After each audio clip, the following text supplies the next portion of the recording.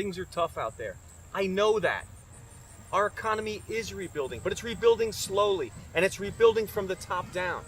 And while that's great for Wall Street and for the corporate sector, it means that everyone else in the small towns and the small communities has to work so much harder.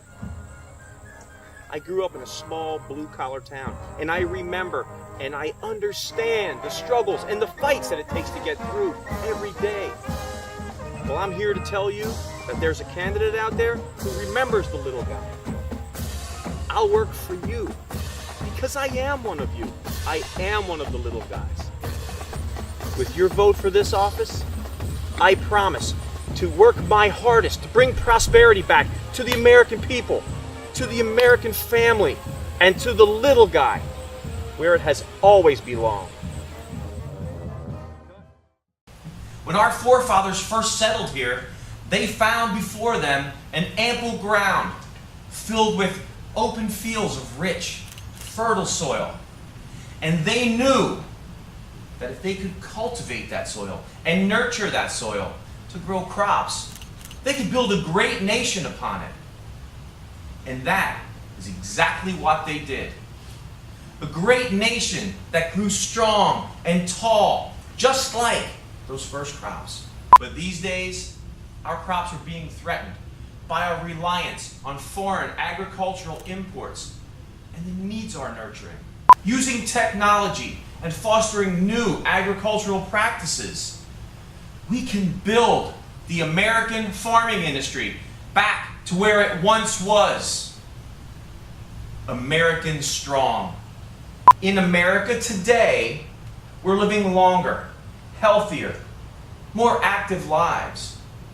And as a result, the retirement age is pushing backwards right along with that. Now, some people may see that as a potential threat to the younger, less experienced generations of workers. Other people may see the potential for ageism just beyond the horizon. I choose to look at this issue from a slightly different angle.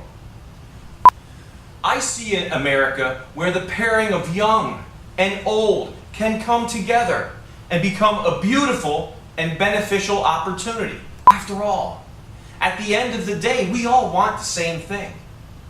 We want to live a long and fruitful life.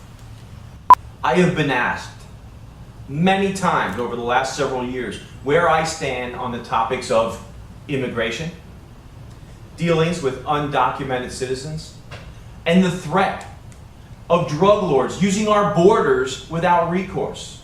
And I promise you that I have very strong feelings about our domestic border policies, and it's a major focus of my campaign. Finding a balance with our neighbors and strengthening our domestic border policies is exactly what I intend to do. These days, I feel the squeeze, same as you. With the unrest in the oil-producing nations of the world, it feels like we all are paying more and getting less.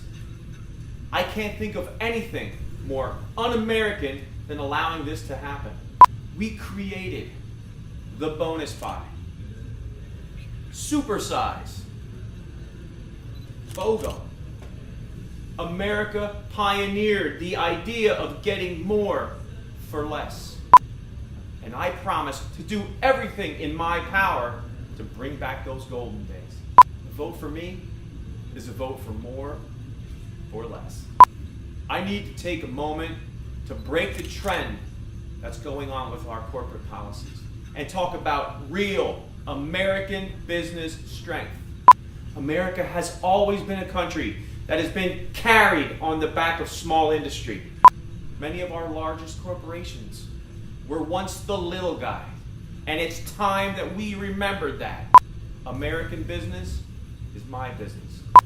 Our industrial and economic strength was built on a long history of innovative people working hard to build a thriving business. And once in Washington, that is exactly what I intend to do. Help business thrive. Well, I'd like to talk about that issue. I'm not afraid to approach the subject of women's issues. I couldn't feel stronger about women's issues. I grew up in a 2 working parent household. My mother worked just as hard as my father to bring money home. But still, we struggled. I will work my hardest to balance those differences with your vote for this office. Money in politics has been a hot topic for quite some time, and I'd just like to take a moment to clear the air on my standpoint on it. Of course, any candidates running for office need money to support their campaign, but I can honestly tell you, the majority of that money comes from voters just like you. I don't believe in corporate-bought elections. You have to be careful of where you get your news from. Trust your local media outlets. They're paid professionals and public servants, just like your state and federal representatives. A vote for Dick Withers is a smart vote. And you are the smartest people that I know.